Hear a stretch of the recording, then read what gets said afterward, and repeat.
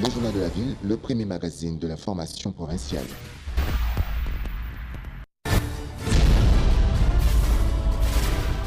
Tout de suite, le journal.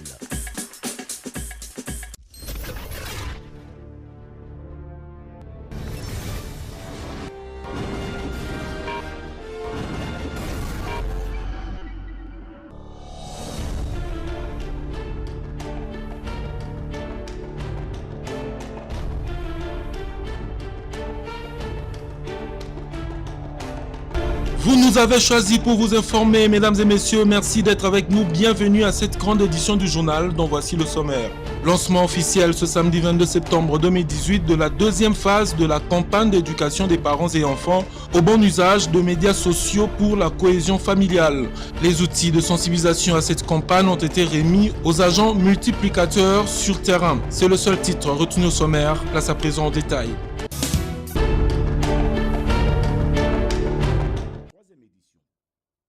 Le ministre Jean-Marie Nguele Ifoto a été invité à faire une présentation sur l'état de la desserte en eau et en électricité le vendredi 21 septembre 2018 dans la salle de conférence de Pullman Hotel. C'est sous l'initiative de Jean Bamanissa Saïd, gouverneur honoraire de la province orientale, qui s'est tenu cette conférence dénommée Expo Béton 2018. Jean-Marie Nguele Ifoto, ministre de l'Énergie, a axé son intervention sur 3 axes, notamment l'état de lieu de la desserte en eau et en électricité, le projet en cours d'exécution et les opportunités d'investir dans ces secteurs.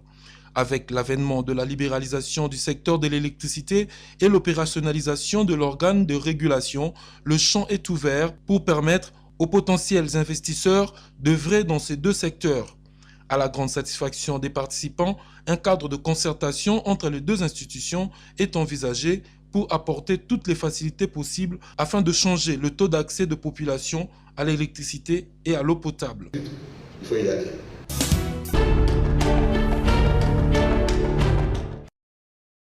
En vue de permettre aux passagers de tester la machine à voter, cet outil qui sera utilisé lors des élections de décembre 2018, la Commission électorale nationale indépendante, CENI, a installé le vendredi 21 septembre 2018 4 machines à voter dans les aéroports, dont 3 ont été placées à l'aéroport international de Njili et 1 à l'aérodrome de Ndolo.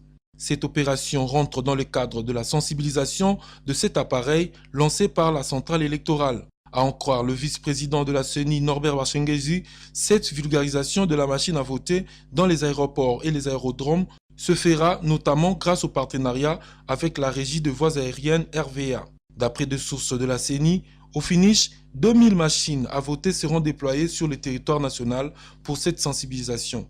Signalant que l'usage à la machine à voter pour les scrutins à venir reste fortement contesté par l'opposition politique congolaise. Malgré ce refus, la CENI reste déterminée sur sa position. Selon le président de la centrale électorale, Corneille Nangaa, sans la machine à voter, pas d'élection au mois de décembre de cette année.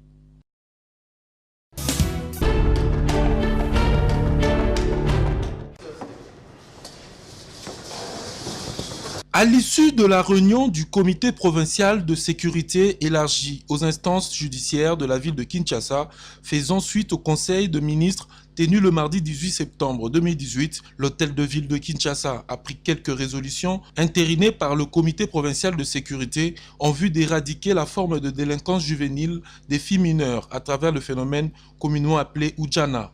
Il ressort de cette rencontre que la police est instruite pour interpeller tout individu affichant un comportement ou arborant une tenue attentatoire à la pudeur et aux bonnes mœurs. À cet effet, des patrouilles seront déployées sur toute l'étendue de la ville. En outre, les mineurs ne sont pas et ne doivent pas être admis dans les débits de boissons, les boîtes de nuit, les hôtels ou tout autre lieu de tolérance et il est strictement interdit aux 10 mineurs non accompagnés de circuler à des heures tardives. Par ailleurs, les parents sont interpellés quant à leur responsabilité d'encadrer leurs enfants.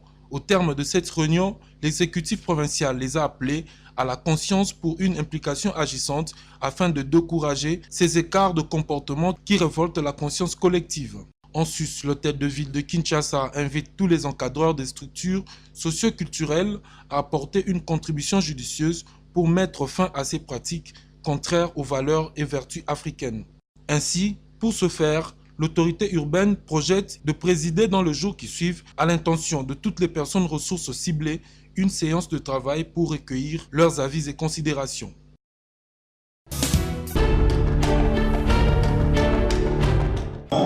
Et enfants au bon usage. C'est parti avec la deuxième phase du projet de la campagne d'éducation des parents et enfants au bon usage des médias sociaux pour la cohésion familiale. Les matériels de sensibilisation ont été remis aux 165 agents multiplicateurs formés par la Société missionnaire de Saint-Paul pour bien mener cette campagne. Parmi eux, les élèves des différentes écoles conventionnées catholiques.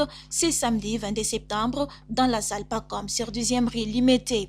Les agents multiplicateurs se disent déterminés à convaincre la base sur terrain. Donc j'aurai à regrouper ces jeunes-là de ma paroisse pour leur faire comprendre que l'on doit utiliser les réseaux sociaux à bon escient. Et notre travail que nous allons faire dans nos écoles, c'est de restituer ce que nous avons partagé ici par rapport à la formation que nous avons eue. Et au coordonnateur de ces projets, Innocent Moukilingi, de préciser que c'est une deuxième phase dans laquelle nous allons travailler pour 3 ans.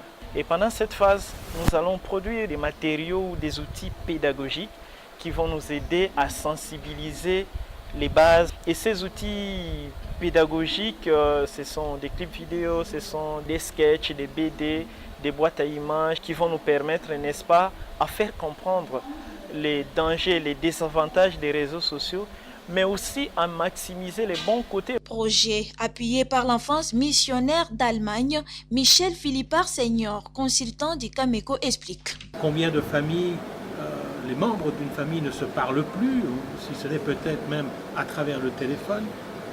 Des jeunes, des enfants passent énormément de temps devant cet écran du téléphone, sans parler de tout ce qui relève de la cybercriminalité. Donc la réponse n'est pas de construire un mur pour se protéger, la question n'est pas faites ou ne faites pas, d'interdire ou d'obliger. L'enjeu, et sans doute la seule bonne réponse, c'est l'éducation.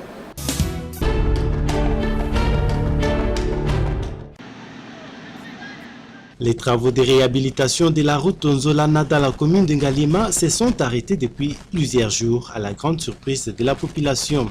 C'est à ce sujet que la rédaction du journal de la ville a reçu l'un parmi les initiateurs des 10 travaux, également notable du coin, Maître Landou Mandundu, pour vous donner plus d'informations à ce propos. La route Nzolana, comme bien d'autres chantiers, elle entre en ligne de compte du chantier lié à la modernisation. Mais ce qui est important, c'est quoi? Ce qui est important, c'est que nous sommes habitants de ces quartiers-là. Ces quartiers-là a connu des problèmes. Il en connaît encore d'autres. Le plus grand problème qu'il a connu, c'est l'enclavement. Aujourd'hui, je crois qu'il y a un début de solution. Parce que quoi que l'on dise, qu'on nous ait bâti 1 kilomètre et demi qui part des pompages vers les terrains de football appelés régies, je crois que ça soulage quand même aussi bien les bénéficiaires directs, donc de cette partie-là, que les bénéficiaires indirects, c'est-à-dire ceux qui vivent au-delà de la partie bâtie. Mais ce qui est important, c'est la promesse qui vient d'être encore donnée par le ministère sectoriel, donc des travaux publics. Nous avons suivi tous la déclaration du vice-ministre Matezelo, qui a dit que les travaux vont se poursuivre. Candidat député national dans la circonscription de la Lukunga, le numéro 1 de l'association Les Amis de Maître Landou exhorte la population à se préparer aux élections. Si demain nous avons des élus au niveau provincial, mais il faut qu'on commence à réfléchir sur comment rentabiliser les budgets de nos provinces. Est-ce qu'il vous est arrivé de comptabiliser le nombre de parkings que nous avons déjà dans nos quartiers? Je vous prends la route d'Nzolana. La route d'Nzolana, en amont comme en aval, aujourd'hui il y a des recettes très importantes. Les gens se réveillent, ils sont de l'association là des chauffeurs, la SECO, ils mettent des blousons, ils mettent des affiches, des cachets, ils y reçoivent de l'argent, ils n'ont pas de quittance, mais je vous dis, cet argent-là va où? Les souhaits de tous est de voir les travaux de la route Nzolana prendre fin pour le bonheur de tous.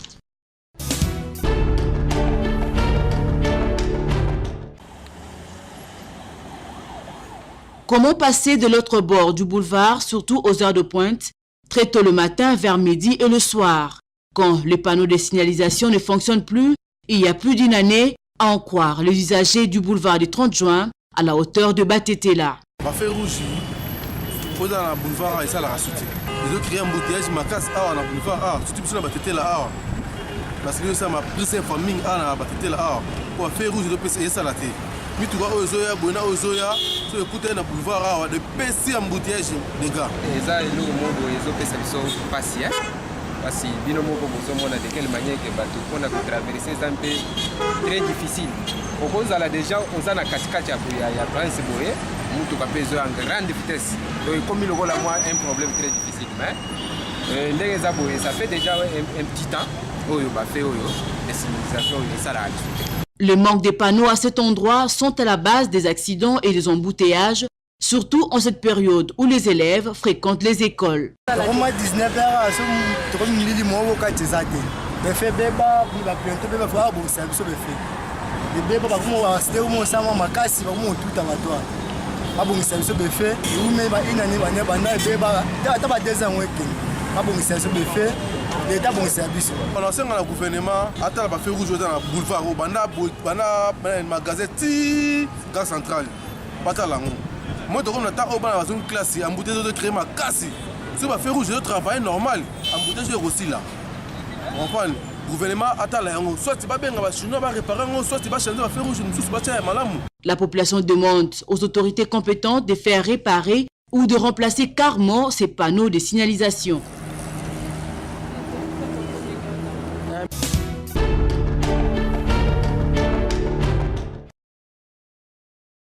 La décision interdisant la production et la vente de matières plastiques et sachets dans le pays met tout le monde d'accord. Certains supermarchés obtempèrent déjà. Ils ont remplacé leurs emballages plastiques en emballages tissus. Interrogés sur cette question, les vendeurs ambulants de l'eau en sachet sont conscients de ce que le sachet détériore l'environnement, mais ils proposent d'autres activités pour leur survie. misali ezati tokotela biso ata bamai oyo ata bamapama bango babiki oyo baboya nini mosala oyo soko mosala nini oyo bango bakopesa biso mpo tosala yango ti liboso kuna bon oyo nde eza mosala na biso kaka nde tokopere boye bamisusu bazoteka bamampa bamisusu bateka baopero oyo bamisusu basala basikale mais totangi tosisi baklasse na misala emona nango te bango basia biso na place ya misala oyo abe oyo bango bazolinga mpo biso totika koteka mai oyo. L'usage de ces nouveaux emballages est apprécié par plus d'un Quinois car sa présentation est propre et aussi il faut lutter contre l'insalubrité. Ça est bien parce que salité l'équipe mingi na mboka. Salité l'équipe mingi lokola bazui ke makanisi wana ya kosala ba sac les a bien vraiment. Les a bien parce que tolini mboka na biso za propre. Par rapport à la salité, qui est belle. Salité, on est malade. Les canitions basées, elles bien. Elles bien par rapport à la salité dans le cannabis. Elles canissent bien. Et bah appuyer bateau na ba qui va au sala ba sac. Elles bien. Et on peut s'abisso ba maman peut faire. L'autorité urbaine est invitée à faire respecter cette mesure pour retrouver la plus belle robe qu'avait la ville de Kinshasa il y a 2 décennies.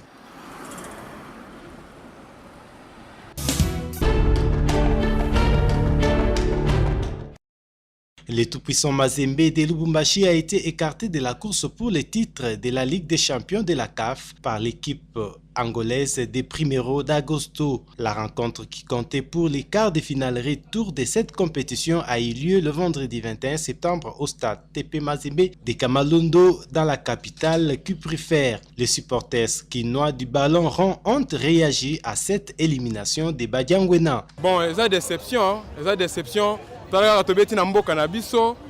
pendant 90 minutes, plus 3 minutes à temps additionnel, mais Toko quitté quand même pour finir un match 6 ligues, un but partout.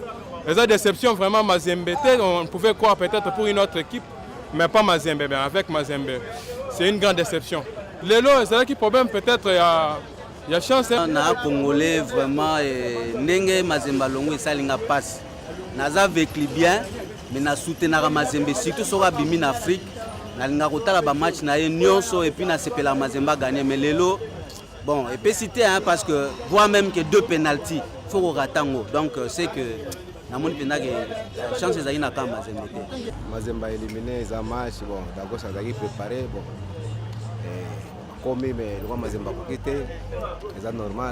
Pour sa part, l'Asfe Club de Kinshasa, qui est désormais la seule équipe congolaise en lice, va jouer dimanche 23 septembre au Maroc contre Renaissance de Berekam pour le compte également des quarts de finale, cette fois-ci pour la Coupe de la Confédération. Au match aller, les Quinois s'étaient imposés sur le score de 3-1 au stade des Martyrs de la Pentecôte.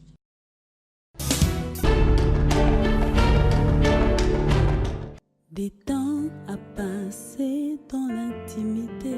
Le groupe Gaël Ministry va se produire prochainement à Lubumbashi pour célébrer le 20 ans de Gaël Musique. Le vendredi 28 septembre 2018, le groupe sera à l'Hypnose à partir de 18h. Droit d'entrée 20 000 francs congolais. Et le dimanche 30 septembre 2018, Gaël Musique sera au complexe Kiwele à partir de 15h juste. Droit d'entrée 5 000 francs congolais.